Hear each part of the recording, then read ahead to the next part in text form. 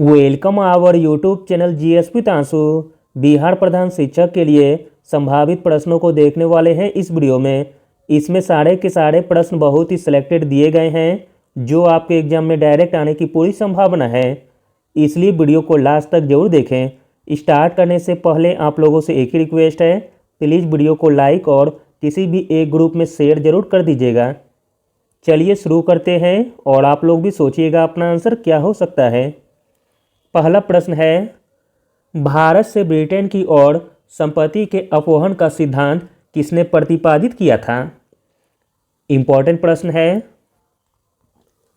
भारत से ब्रिटेन की ओर संपत्ति के अपहरण का सिद्धांत प्रतिपादित किया था दादा भाई नौरोजी ने, ऑप्शन नंबर बी।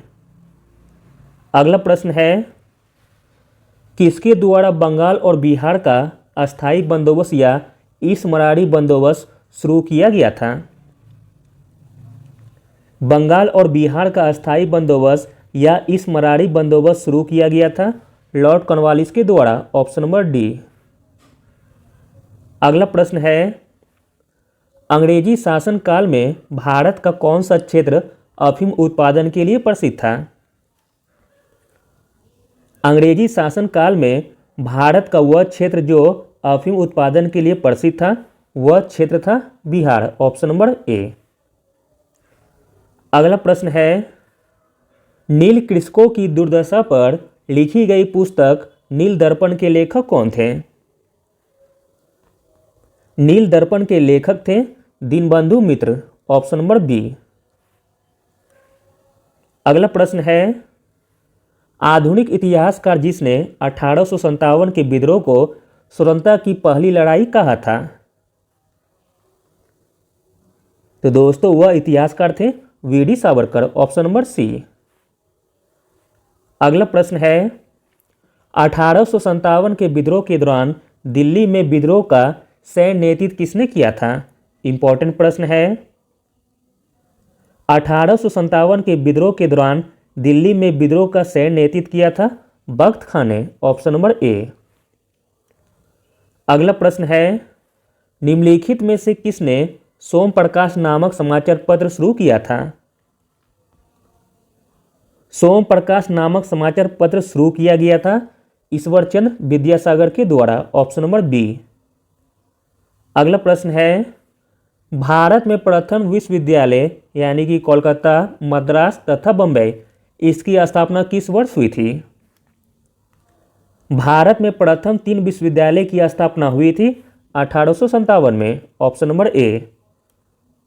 अगला प्रश्न है, lecture from Colombo to Almora निम्नलिखित में से किस एक के अनुभवों पर आधारित है?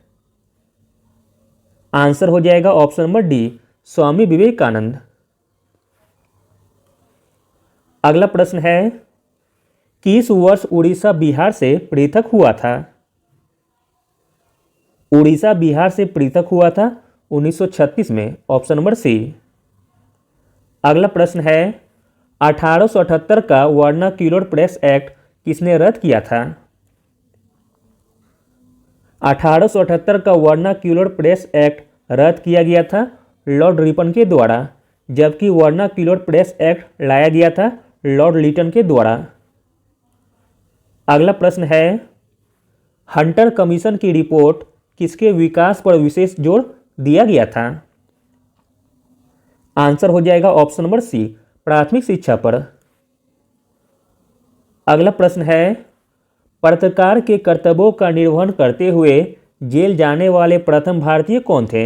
इंपॉर्टेंट प्रश्न है। पत्रकार के कर्तव्यों का निर्वहन करते हुए जेल जाने वाले प्रथम भारतीय थे बाल Gangadhar Tilak, option number A. अगला प्रश्न देखते हैं, स्वतंत्र भारत का अंतिम गवर्नर जनरल कौन था?